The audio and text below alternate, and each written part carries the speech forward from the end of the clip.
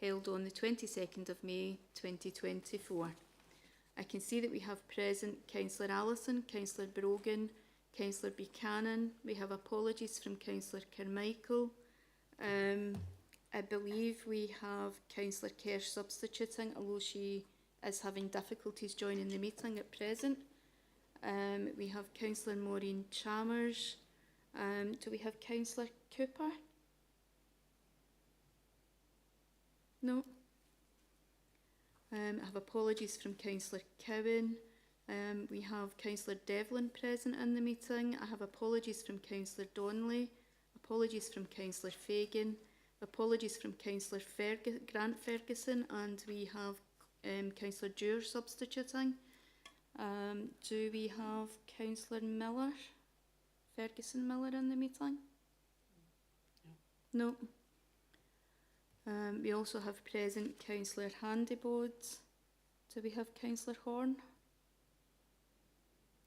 No. We have Councillor Hose present, Councillor Loudon, Councillor MacDonald, Councillor McClyman, Councillor Leslie MacDonald, Councillor McDougall. Do we have Councillor McGeever? No. We also have present Councillor Nelson. Do we have Councillor Razak? No.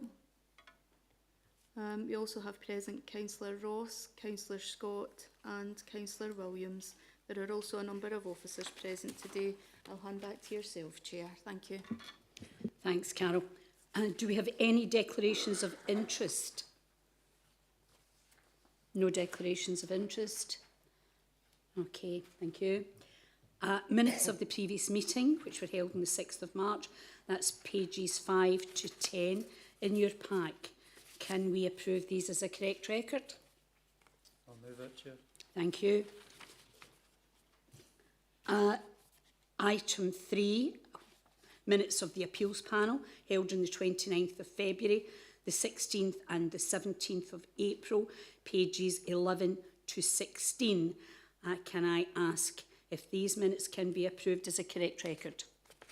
I'll move it, Chair. Thank you. Item 4, minutes of the Recruitment Committee held on the 8th of March. That's pages 17 to 18 in your pack. Again, can these minutes be approved as a correct record? I'll move it, Chair. Thanks. We come to monitoring items. Item 5, revenue budget monitoring, 23-24, pages 19 to 28. Can I invite you, Jackie, please, to speak to this report? Thank you, Chair. This is a regular revenue budget monitoring report. This is covering the period to the 23rd of February this year. At section 5, we are reminding committee of our expected probable outturn position for the year. So this is where we expect to end the year financially. It's an overspend of £216,000 projected, and that is in relation to costs of empty property rates relief that the Council is now responsible for incurring. We are working our way through our year-end position. The year-end closed at the end of March, and we're reporting that to the Executive Committee in June and then on to committee following that. As at the 23rd of February, which is the date this report refers to, we are showing an overspend of £210,000, so that is in line with where we expect to be at that point in time. As always, the appendices to the report give the details for the full resource and also each of the services within the resource, and they start on page 21. So we're asking that the committee notes the overspend as detailed in the Appendix A, and that the forecast for the year of an overspend of £216,000 is noted. Thanks, Chair. Thanks, Jackie. Do we have any questions? No questions.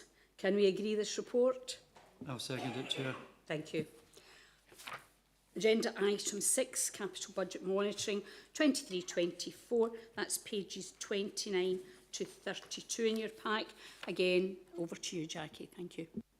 Thank you very much. So the same time period being covered here, but this time for our capital budget monitoring. Under the background at section 3.2, reminding committee that we have a capital programme for the year of just over £5.3 million. When we get into section 5, we cover what we expect to spend by the end of the year, and we were suggesting an outturn of around £5 million. Again, in the same way as the revenue budget, we are looking to finalise that position over the next couple of weeks, and we'll report to the Executive Committee in June on that. As at the 23rd of February, we had spent £4.4 million of our programme, very slightly behind where we expected to be. So in terms of recommendations, we're asking that the programme and the expenditure to date be noted. Thanks, Chair. Thanks, Jackie. Any questions? Comments? No? Can we agree the report? I'll second it, Chair. Thank you. Finance and Corporate Resources Workforce Monitoring, January to March 2024, pages 33 to 40. And that's over to you, Michelle.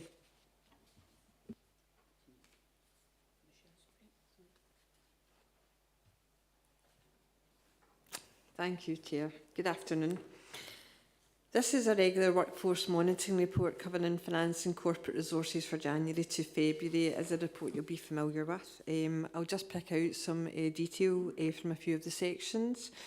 Section 4, you will see that the resource absence figure for March 24 was sitting at 2.6%, and this figure has decreased by 1.2%.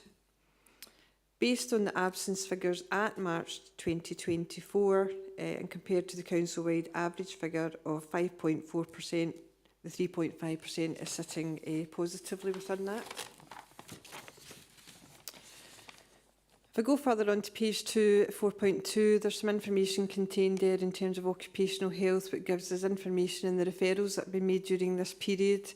We're also detailing accident and incidents during that period, as well as the employee relations issues which cover discipline, grievance and dignity at work.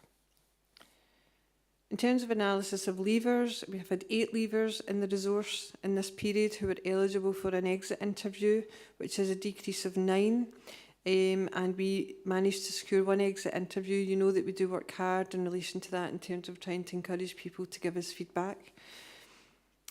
You'll see later on as well there's information in terms of a breakdown of posts at 4.7 and whether these are being replaced or held for savings.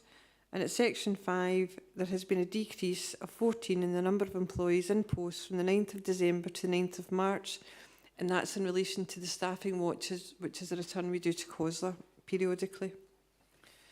There are no employee implications or other implications related to this report, and I would refer committee back to section 2 to note the contents of the report.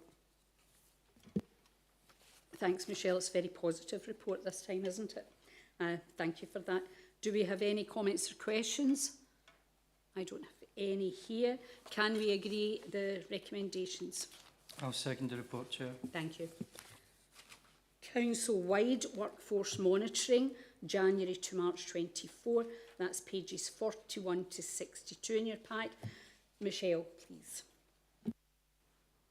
Thank you. This is similar to the previous report. It's a regular workforce monitoring report, but this is council-wide for the period January to March 2024.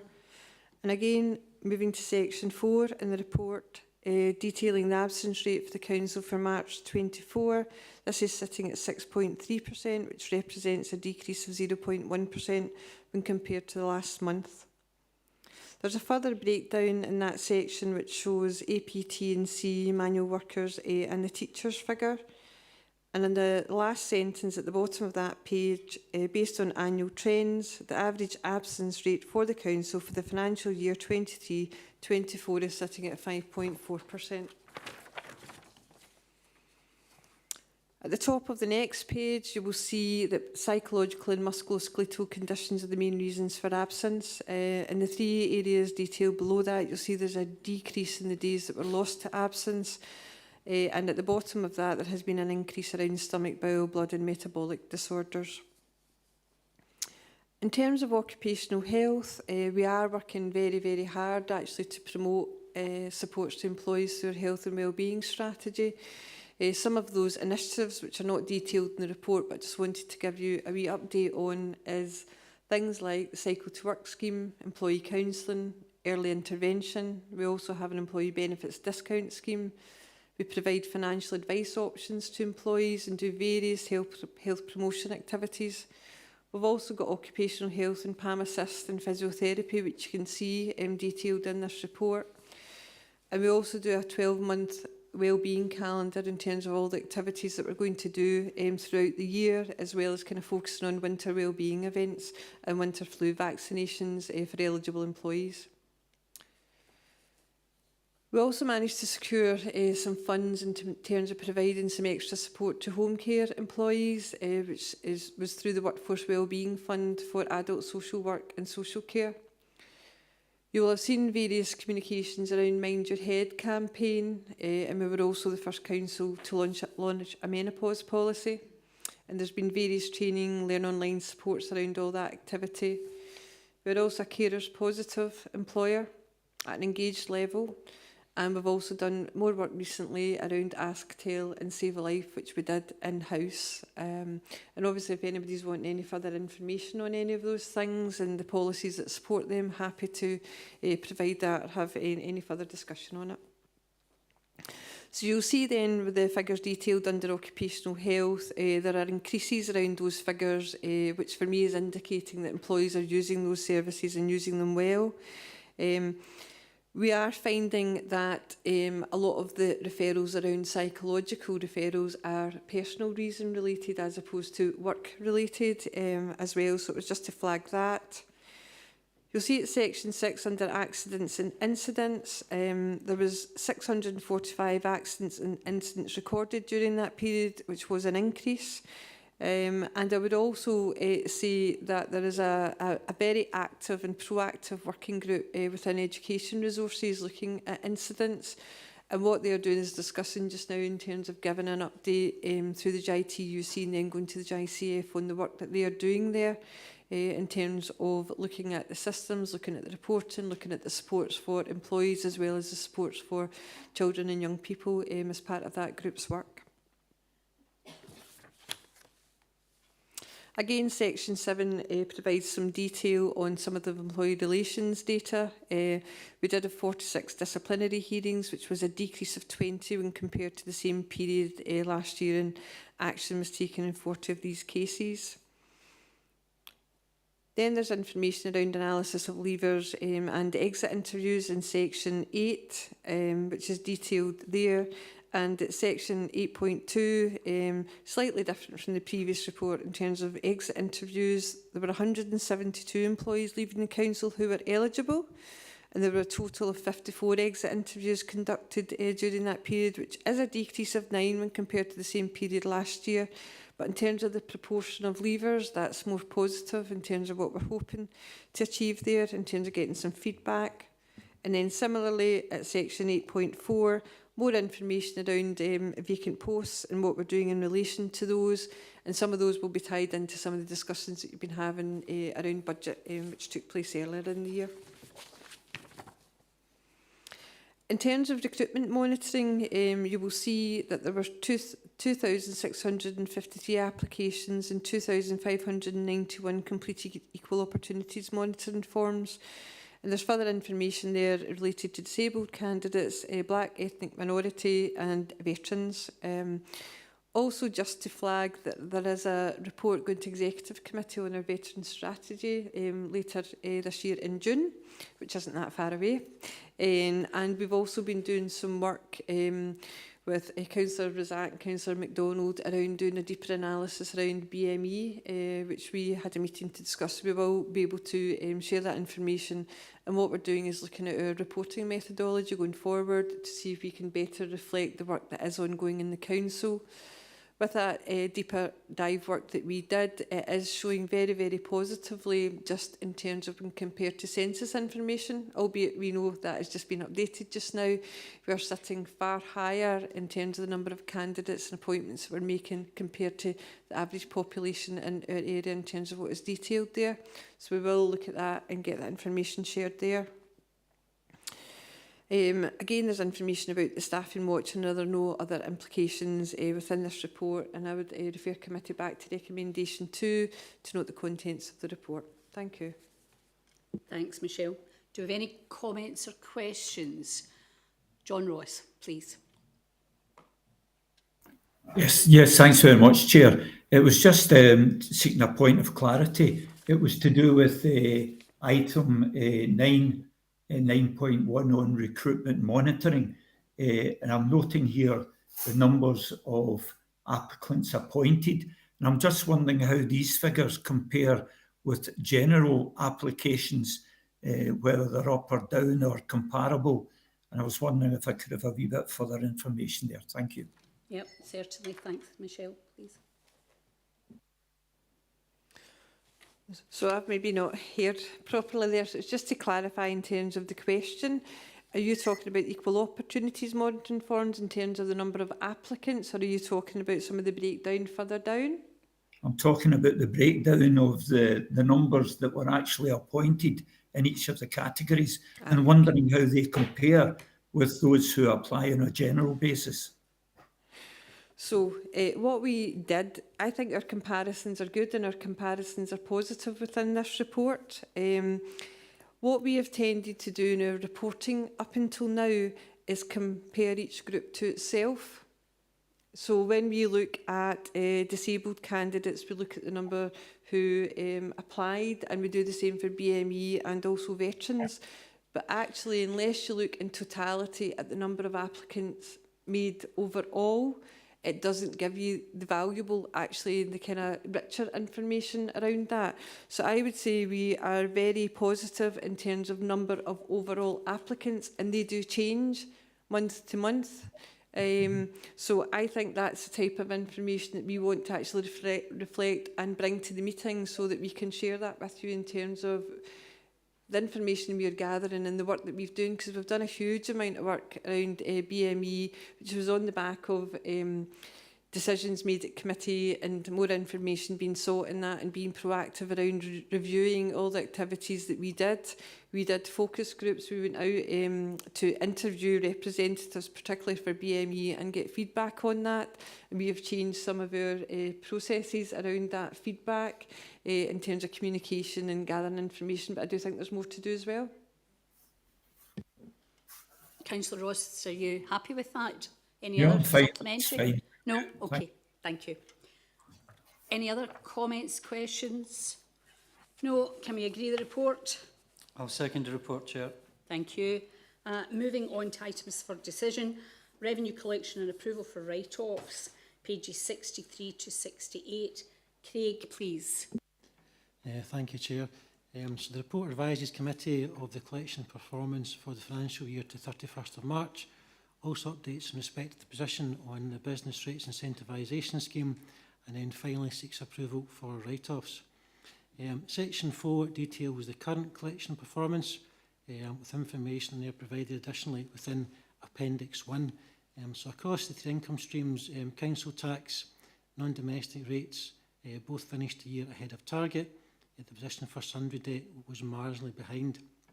And that was largely down to a couple of high-value accounts that were outstanding at the end of the year that have since been paid. Section 5 details the arrears collection performance, and again more information provided within the appendix. So in terms of actual performance for the year, across all three income streams, we delivered in excess of target. Section 6 gives an update in relation to the business rates incentivisation scheme, and I draw committee attention to paragraph 6.4, confirming that buoyancy for the financial year was at 1.5%, and that was in excess of the target set by Scottish Government by 0.6%. So as a result of that, and this essentially highlights the benefits of securing an increase in rateable values beyond the target, there should therefore be a financial benefit that flows to the council of approximately £339,000 in relation to 22-23.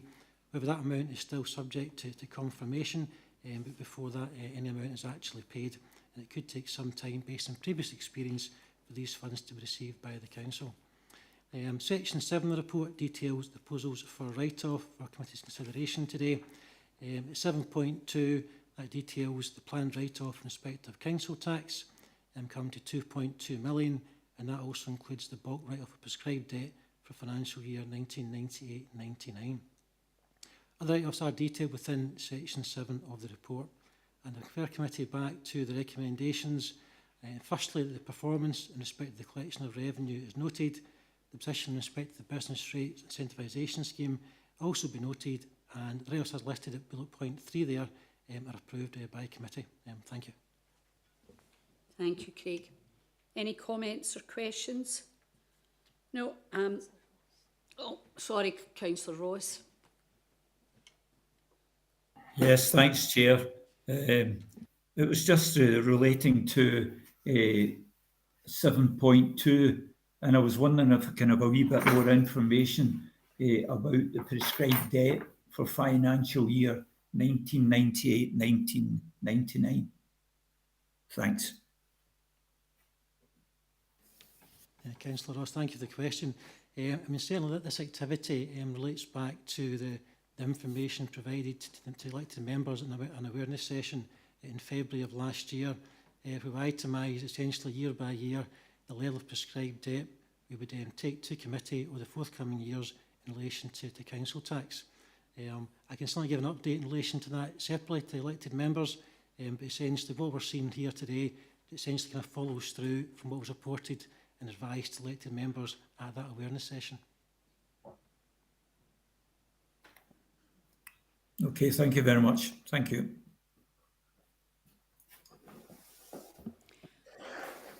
Any other comments or questions? No. Can I just refer you to 4.2 and say I'm delighted that you are ahead of target by 0.5%, but I'm sure you can do better the next time, Craig. Thank you. Can we agree this report? I'll second the report, Chair. Thank you. Item 10, Finance and Corporate Resource Plan 24-25, pages 69 to 86 in your pack. Tom, please. Thanks, Chair. Yeah, this is your annual report that you get with your annual resource plan. So in this case, obviously covering 24-25. The background, section 3 outlines how the resource plan fits in with the wider council plan, which covers 22 to 27, and how it fits in with the council's framework for planning, budgeting and service delivery. That's the background. The resource plan itself is attached as Appendix 1 to your report, and you'll see it's section 4, 4.1 in particular. That's page 70 of your papers. The structure is summarised there for the resource plan. I'll pick out some of the key changes for this year for you. In the introduction, the move to the Chief Exec's office of my team, Communications and Strategy, is noted. More importantly, of course, the report is now in Jackie's name, so that's a change there. Turning to the key areas for the year ahead, the main change in here is probably that the work around employability is no longer reported here, following the move of that service to Community and Enterprise. It now features there. Same section, there's some new narrative around the Council's transformation plan programme. In section 3, resource outcomes are unchanged. However, in 4, there are some measure and action updates, as you'd expect in any given year. That takes me to the recommendations. The main one, which of course is for you to approve the plan. We'll then make it public on our website. It will also then go to the Exec Committee in June as part of the pack of all resource plans to be noted there. And as always, you will get progress updates for ends of period Q2 and Q4 going forward. Thanks. Thanks, Tom. Any comments or questions regarding this report? I don't see any. Can we approve this report?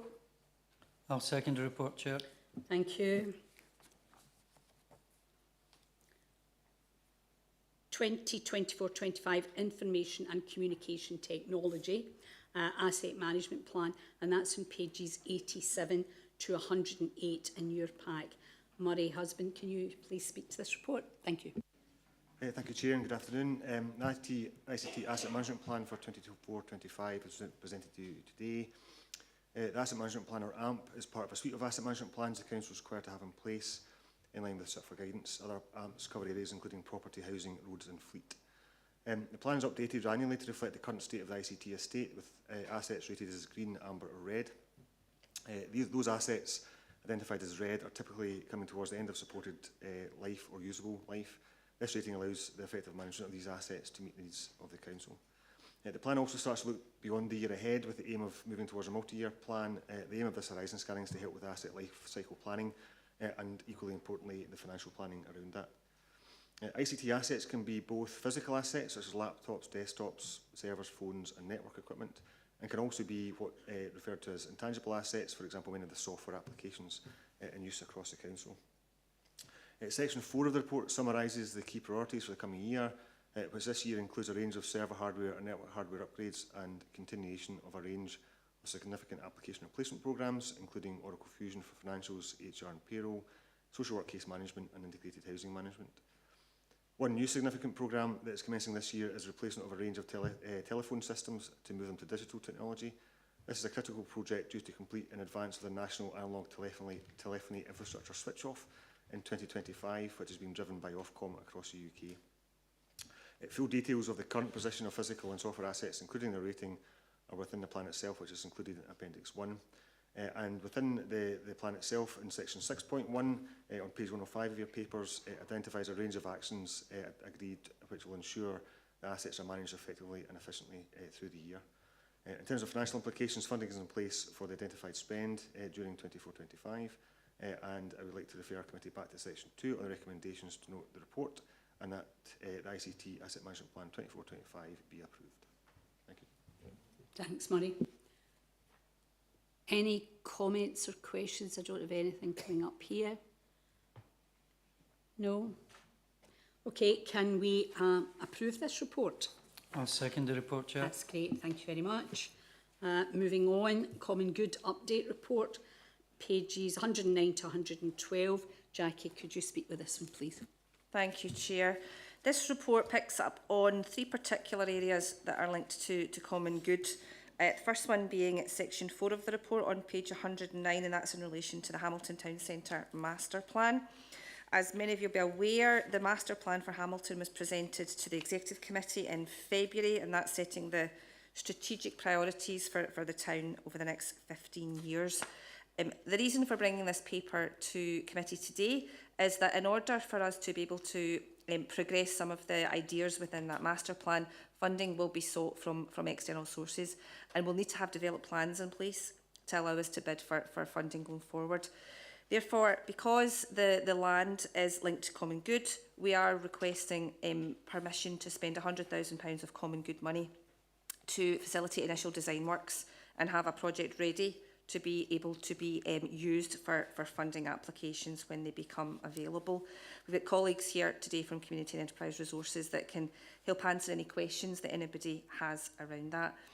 There's currently just under £500,000 available in the Hamilton Common Good Fund. Therefore, the £100,000 could be met within that. And we're going to ask members to approve that request today. Moving on, at section 5 on page 110, we're covering another master plan, and this is in relation to Lanark and the racecourse here. Really what we're doing is just highlighting to committee a report that was presented to the Community and Enterprise Resources Committee in February around the Lanark Racecourse Master Plan. Now, Lanark Racecourse sits on the Common Good. There's some information in the report around what that master plan includes, and a link's included to that report as well for your information. The master plan was produced after consultation with the community, as well as Historic Environmental Scotland and Nature Scot. The committee, the Community and Enterprise Resources Committee, endorsed the master plan, and it was agreed that the paper would be brought to the Finance and Corporate Resources Committee and the Clydesdale Area Committee for noting. Last point in the report is around section 6, and that's on St Nicholas Church Tower in Lanark. We had reported previously that we were taking some advice from a conservation accredited architect to support some repairs around the church and tower. You may remember that the tower of the church sits within the Common Good account. The church itself doesn't. So we are liable for any works associated with the tower. We're hopeful that the study would allow us to consider some options around a more effective and economic way of managing repairs and also painting the tower.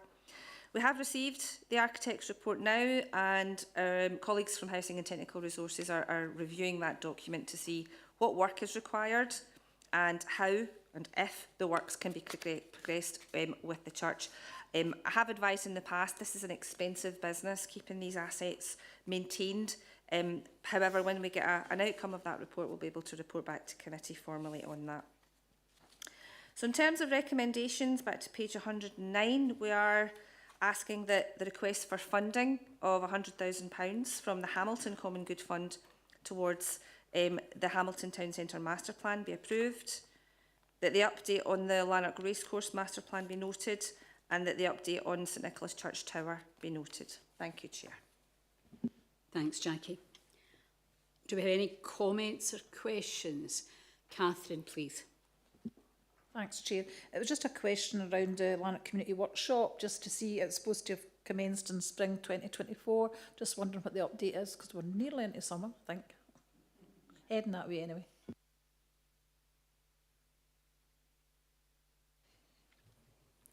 Thank you, Councillor. I want to say it's on site, but given that you live locally, I'm now concerned that it's not. But the contractor is appointed, pre-start meetings have taken place, and the works, if they have not commenced, they should be commencing any time. I think there's probably been the enabling works, site enabling works, excuse me, but the contract is let, and we are on programme.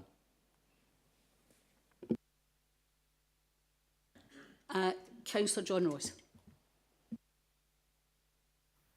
Yes, thanks very much, Chair.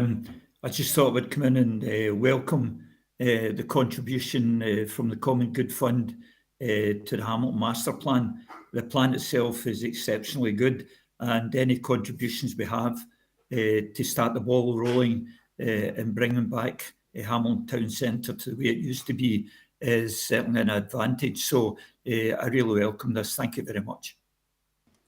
Thank you. You took the words right out of my mouth. I think the sooner this gets into being, the better for everyone concerned. It's such a shame what's happened to Hamilton Town Centre. Anyway, any other comments or questions? Okay, can we approve the report? I'll second the report, Chair. Thank you. Safety at sports grounds pages 113 to 118. Ian Strachan, please. Thank you, Chair. Afternoon, members of the committee. The purpose of the report to advise of action taken in terms of Standing Order 37 to reissue the General Safety Certificate for Hamilton Park Grandstand and to request authorisation for the Executive Director to approve the reissue of the General Safety Certificate for the ZLX Stadium. Members will be aware that a General Safety Certificate is required for a stand at a sports ground which can accommodate at least 500 spectators, taking the two sites in question. The Hamilton Park General Safety Certificate, the annual inspection took place in the middle of April. There was a number of actions outstanding with timescales agreed. We then held a meeting of the South Lanarkshire Sports Ground Safety Advisory Group at the end of April. That comprises council officers, representatives from NHS, Police Scotland, Scottish Fire and Rescue Service and Scottish Ambulance, as well as the racecourse itself. There was a number of actions agreed to with timescales. We've worked through those and it was agreed that the General Safety Certificate could be reissued subject to some additional conditions, and the Executive Director, in consultation with the Chair and ex officio member, approved its reissue in time for the start of the racing season, which commenced on the 5th of May. As regards the ZLX Stadium, again, that requires to be reviewed and reissued annually. It needs to be reissued in time for the start of the 24-25 football season. That's at the start of August, so it won't be possible to deal with this through committee in advance. So what we are asking is that committee consider authorising the Executive Director authority to approve the reissue of this in time for the new season. And going back to the recommendations, is that the committee notes the action taken under Standing Order 37 for the reissue of the Hamilton Park Safety Certificate, and gives authorisation for the Executive Director to reissue the General Safety Certificate for the ZLX Stadium. Happy to take any questions. Do we have any comments or questions? I don't have any here. Can we approve the report? I'll second the report, Chair. Thank you. Given that the items 14, 15 and 16 are for noting, can I suggest that if anyone has got any questions that they speak now, please, on 14, which is review of procurement strategy for 24-25, which is 119 to 144. If you've got any questions, could you give me them now, please? No questions, thank you. Early retirement, voluntary severance and switch to, which is from 1st of October 23 to the 31st of March 2024. That's pages 145 to 150. Do we have any questions on that?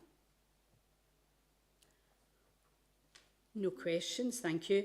And notification of contracts awarded 1st of October to 31st of March 2024, pages 151 to 156. No questions. Thank you. I have no items of urgent business, and I would just like to thank everyone for their attendance and declare this meeting closed. Thank you very much.